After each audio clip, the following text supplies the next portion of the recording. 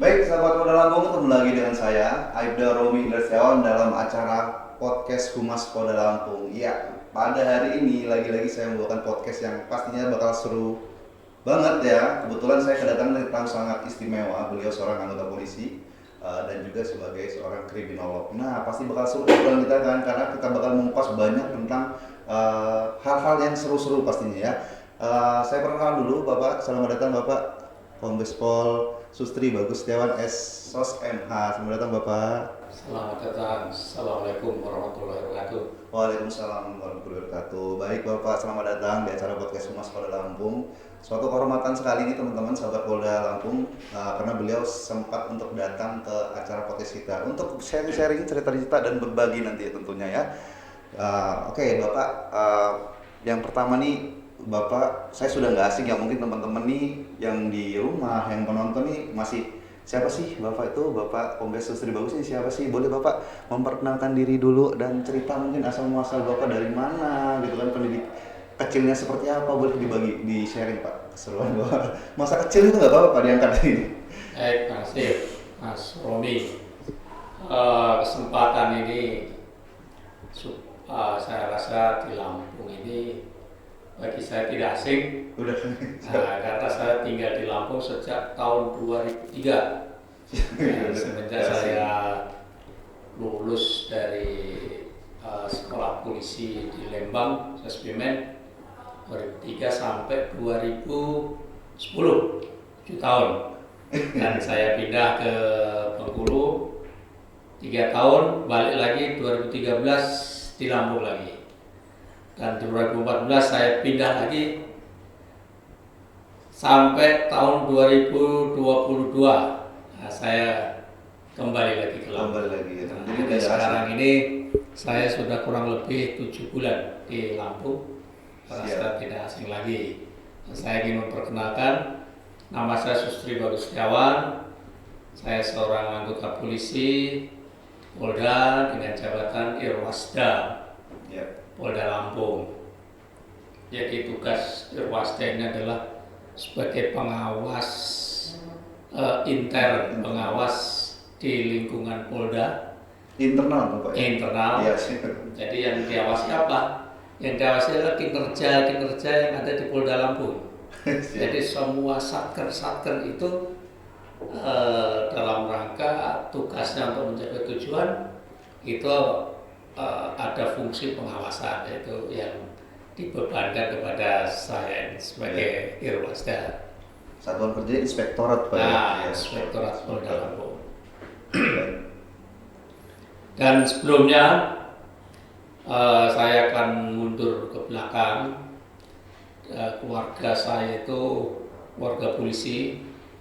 Bapak saya, orang tua itu juga polisi dengan pensiun pangkat Letnan 1 waktu itu.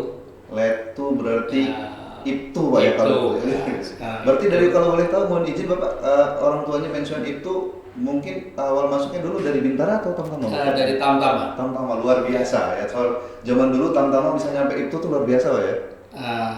Alhamdulillah. Siap, boleh. Bagi saya luar biasa. Siap. Karena itu perjuangan. Siap, betul. Perjuangan orang tua. Saya punya keluarga itu, saudara saya 8.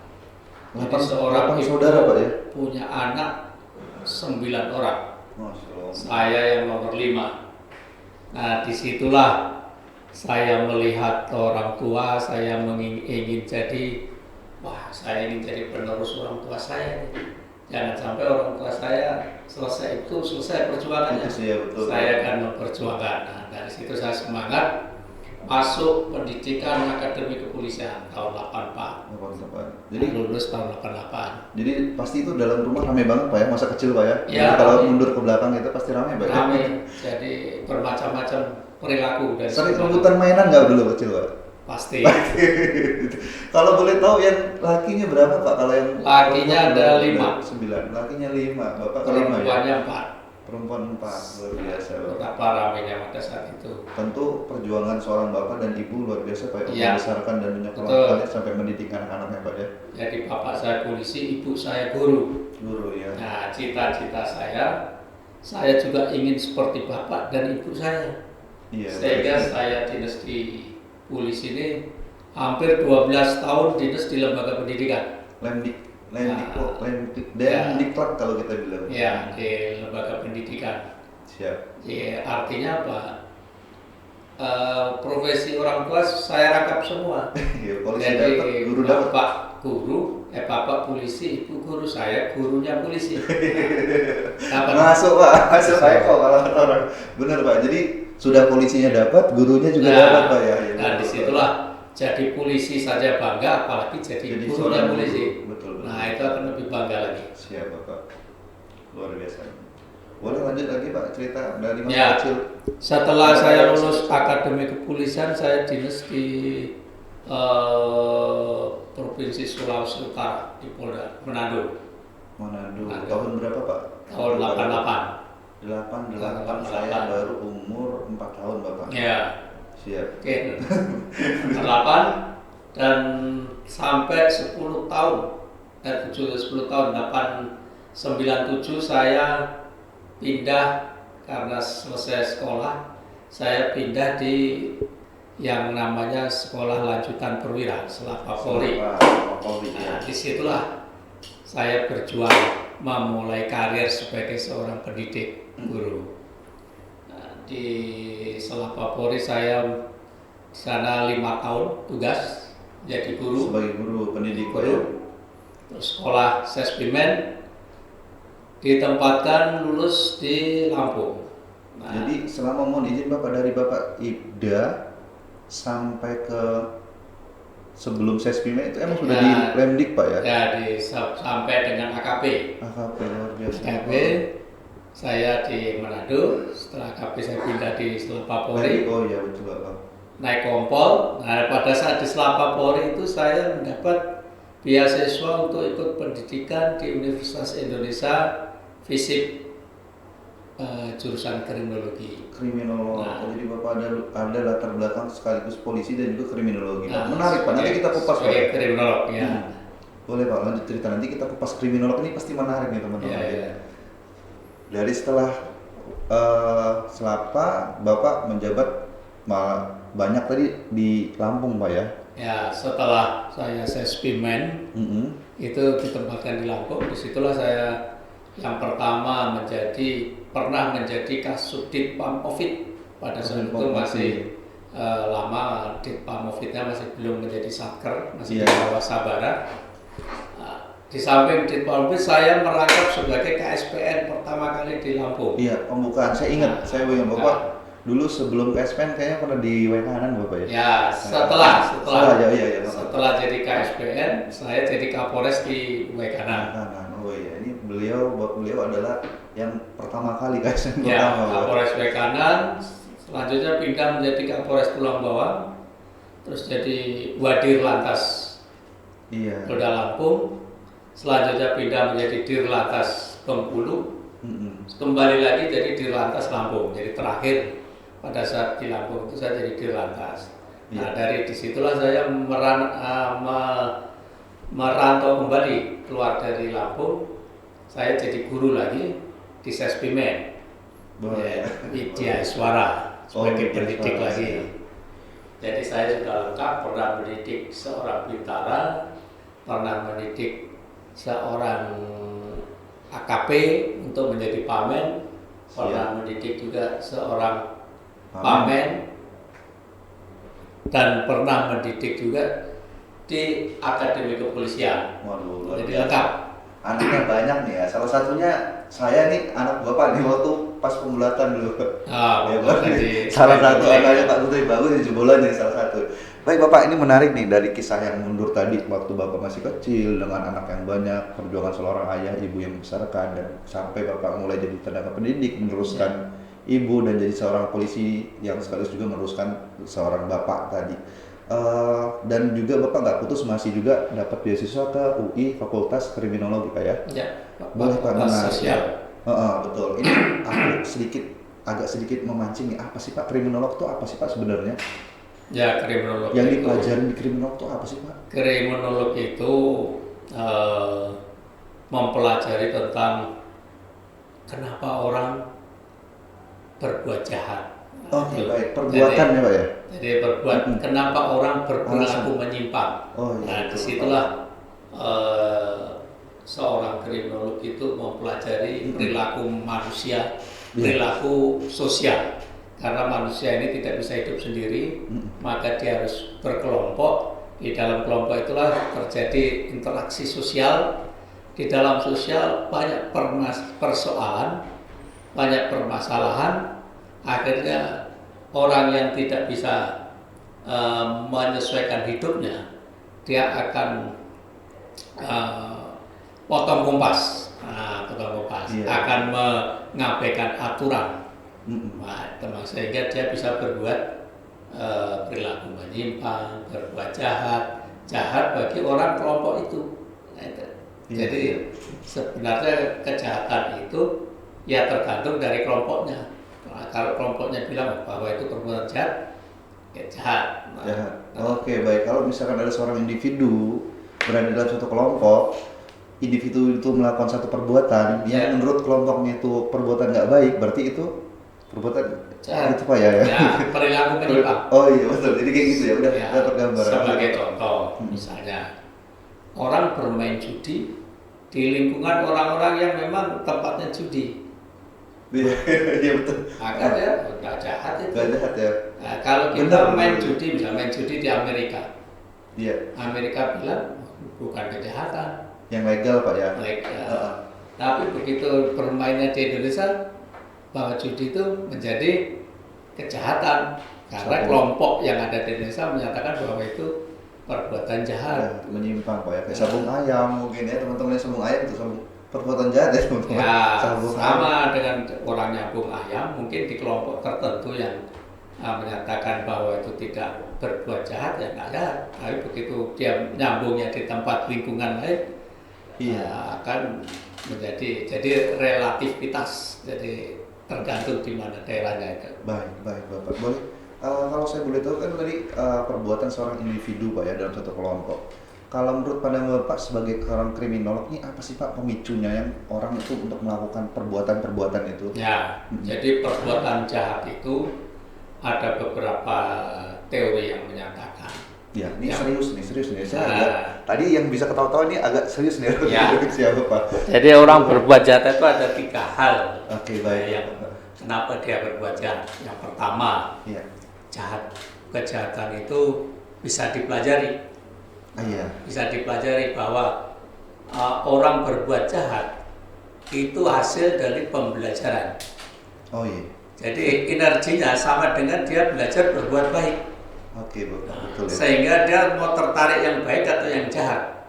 Jadi itulah yang namanya teorinya differential association. Jadi bahwa di dunia ini ada jahat, ada baik, maka dia tertarik yang mana. Iya.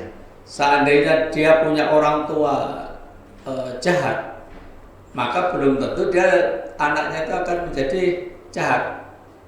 Jadi kadang-kala kita menstigma orang, kamu ini anaknya orang pencuri, begal segala macam, pasti kamu juga akan jadi begal, belum tentu. Ya, betul. Kalau dia tertarik tentang begal, tentang kejahatan, tentang curas, maka dia juga akan berperilaku curas. Nah, untuk berperilaku itu dia belajar, jadi tidak seketika dia bisa berbuat jahat, tidak langsung bisa nyuri tiba-tiba Pak ya, dipelajari. Ini yang maksud tadi ya bisa dipelajari Pak ya.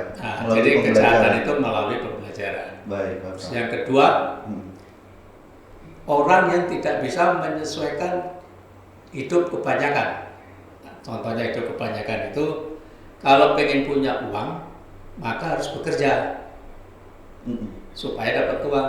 Karena dia tidak bisa menyesuaikan, maka dia mencuri. Lebih baik saya mencuri sajalah. Supaya segera dapat duit. Nah, itulah yang disebut anomi. Artinya dia tidak bisa menyesuaikan dengan kehidupan dengan kebiasaan normalnya orang Pak ya. Mau dapat duit ya kerja. Begitu betul. Dia mengabaikan aturan. Itu namanya anomi. Terus kenapa dia kok mengabaikan aturan? Ya biasanya kesempatan untuk mencari pekerjaan terbatas bagi dia. Misalnya dia tidak lulus sekolah, bukan lulusan SMA, bukan lulusan ini, sehingga karena keterbatasan peluang pekerjaan, maka dia mengabaikan aturan. Kok susah-susah, harus mau jadi guru saja harus sekolah bertahun-tahun untuk cari uang 3 juta, mendingan saya mencuri. Saya tidak punya ilmu, gitu kan? Ya, betul. Itu yang kedua. Mohon izin Pak, sebelum yang kedua nih, tadi saya agak sedikit menangkap Bapak kalau dia katanya tidak karena keadaan, contohnya tadi karena dia tidak bisa menyesuaikan karena mungkin ijazah nggak ada dan nggak pernah sekolah. Kalau karena situasi Pak, karena dia melakukan itu karena misalkan lapangan pekerjaannya nggak ada, itu termasuk juga nggak ya, Pak? Termasuk faktor itu juga Pak ya? Jadi anomi karena lingkungan pekerjaannya atau potensi bekerjanya itu sangat terbatas. Misalnya seperti untuk mendaftar jadi polisi, kan yang lulus hanya 200, sedangkan yang daftar 2000. Nah, berarti kan sangat terbatas di lapangan pekerjaannya deh. Betul. Karena sangat terbatas bagi dia, akhirnya dia mau jadi polisi pun kadang-kadang ada yang menyuap. Ada yang menyuap. Ya, betul. Itu dulu, tapi sekarang sudah nggak ada Pak. Kita sudah bersih Pak. Sudah bersih. menganut prinsip betah ya Bapak. Betul. Siap. Itu yang kedua. Yang ketiga karena label. Oke, label nih. Label boleh Bapak jelaskan? Ini agak sedikit bingung sih label. Ya, jadi kalau ada masyarakat di label, misalnya pada saat orang melabel bahwa kamu itu pencuri, bahwa kamu itu anaknya penjahat, maka dia akan berperilaku seperti apa yang dilabelkan. Contohnya, orang pernah mencuri sekali, terus dia ingin berbuat baik, tapi ditolak. Kamu ini pernah mencuri, pasti nanti kamu juga mencuri lagi. Karena dia ingin berbuat baik sama lingkungan ditolak, maka dia akan berperilaku seperti yang dilabelkan. Lebih baik saya mencuri, benar. Lebih baik profesi saya benar-benar saya akan mencuri. Itulah. Karena pandangan orang lain Pak. Karena pandangan sosial. Oke, pandangan sosial ya. Jadi saya menghimbau kepada penonton semuanya, baik. Ya, pemirsa, janganlah kita melabel kepada saudara kita, adik kita, atau tetangga kita. Sebagai contoh di Lampung ini ada label tentang kampung begal. Nah itu harus dihilangkan karena kampung itu kalau dilabel begal maka dia akan memperlakukan seperti apa yang dilabelkan. Padahal di situ banyak orang-orang baik Pak. Nah, padahal di lingkungan situ ada yang baik. Anak-anak TPA, ibu-ibu ya. Jadi salah banget kalau kampung itu kita dilabelin kalau kampung begal ya Pak. Orang akan menjadi begal benar. Nanti sampai anak-anak loh udah ngebegal loh kalau udah. Nah itu jangan sekali-sekali melabel. Iya betul. Kepada anak kita, keluarga kita dan sebagainya itu. Siap. Ini tadi kita sudah ngebahas nih Bapak tentang apa sih kriminolog itu kan, yang orang berbuat jahat itu. Mungkin kalau Bapak boleh satu yang menarik pandangan Bapak tentang dunia kriminal yang pernah terjadi itu, ada satu yang menarik nggak Bapak? Yang menarik boleh dikupas di sini. Ya kalau dunia kriminal sebenarnya banyak ya. Yang sangat menarik itu bagi saya adalah bahwa di dunia kriminal ini ada yang disebut organized crime. Organized crime. Kriminal yang terorganisasi. Iya, oke, keren ya. Kriminal yang terorganisasi. Iya, contohnya kalau boleh. Kalau di luar negeri itu ada mafia. Nah, pasti ada kepala mafia, ada anggotanya, dan semuanya itu mencari keuntungan. Jadi mulai dari struktur yang paling atas kepalanya sampai ke bawah itu mempunyai pekerjaan yang ilegal untuk mencari uang, dan uang itu disetor ke atas. Nah, disetor ke atas sehingga organisasi organized crime itu hanya untuk mengumpulkan uang itu untuk membesarkan organisasinya untuk kejahatan. Itu di luar negeri atau di Indonesia nih kita bicara? Ya, kemungkinan di Indonesia ada. Ya, tapi kalaupun ada tapi yang sudah ngetren terdaftar siapa kan di luar negeri itu di Cina, Triad Pak ya? Ya di Triad, Yakuza dan sebagainya itu. Ya kayak kalau di Indonesia kan tidak kelihatan. Tidak kelihatan. Seandainya di lingkungan polisi ini ada organisasi struktur, ya ini tugas dari pengawas inspektorat. Iya. Itu salah satunya adalah bagaimana polisi ini jangan sampai terjadi seperti organized crime. Karena di polisi ini kan ada komandannya, di bawahnya ada di bawahnya. Nah kalau di bawahnya pungli, misalnya pungli, dikumpul-kumpul store ke nah inilah akhirnya kalau kita sandingkan dengan organized crime sama, mirip. Mirip. Sama malah. Antara mirip dan sama tuh beda banget. Saya bilang mirip, malah Bapak bilang sama. Ya, hanya bedanya satu berseragam, satu tidak berseragam. Tapi insya Allah nggak ada Pak ya. Kalau di lingkungan Polri kita ini sudah ada pengawas.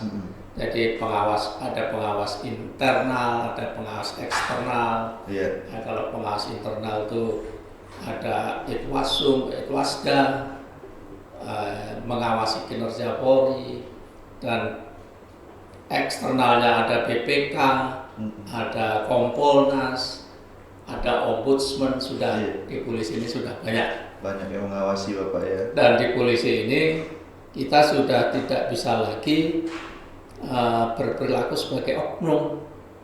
Gitu. Jadi kalau ada kesalahan polisi, satu orang polisi, itulah kesalahan polisi. Jadi semua kena Pak ya? Ya semua kena karena apa? Pedoman hidup kita ini adalah Tribrata.